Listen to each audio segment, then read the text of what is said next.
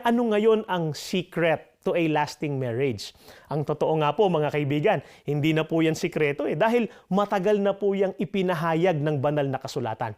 Ang kailangan lang, sundin po natin yon. Ito po ang mababasa natin sa awit 128, 1 hanggang 4. Ito po ang nakasulat.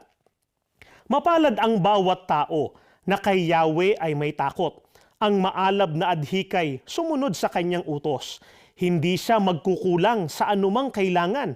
Ang buhay ay maligaya't uunlad ang kanyang buhay. Sa tahanan, ang asawa'y parang ubas na mabunga, bagong tanim na ulibo sa may dulang ang anak niya.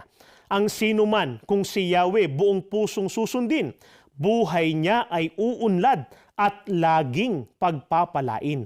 Mga kaibigan, ang secret po sa lasting marriage ay ang pagsunod sa utos ng atin pong Panginoong Diyos. At napansin po ba ninyo yung mga biyaya na dulot ng pagsunod sa utos ng Panginoong Diyos, lalo na ng mag-asawa?